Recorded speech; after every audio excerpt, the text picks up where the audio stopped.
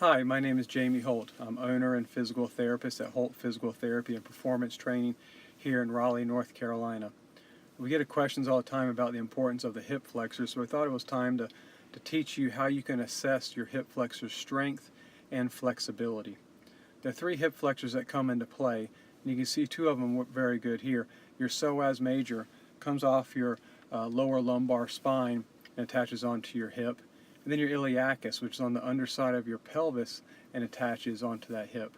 Those are two very strong postural hip flexors, and they get tight quite a bit if you sit for a long period of time or if you're a bent over sport like golf or hockey. The third hip flexor that comes into play is a rectus femoris. It comes off the front of your pelvis, goes down the front of your femur or your thigh, and attaches into the quad tendon, your kneecap, which is the patella, and the patellar tendon. It's a two-joint muscle. So they present differently. If you look at Katie here, she's bringing both of her knees to her chest, and she's going to let her left leg come down. And normally it should come all the way down flat with the table, but if you have a tight iliopsoas, then you're going to see where the hip doesn't come all the way down to the table. So that would tell us we have a deficiency there.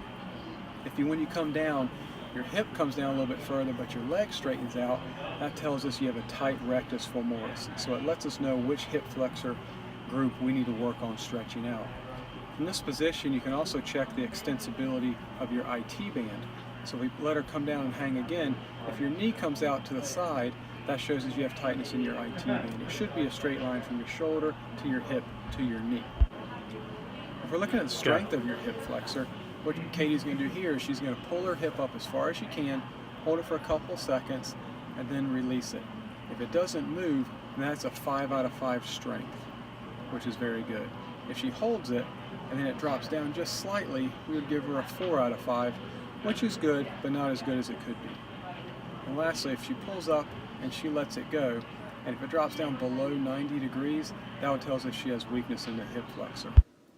We hope this has been helpful, and if you've noticed any deficiencies in any of these tests, highly recommend you give one of us a call and come into Holt Physical Therapy so we can work on addressing some of these deficiencies to help improve your performance and decrease the possibility you may sustain an injury in sport. Have a great day.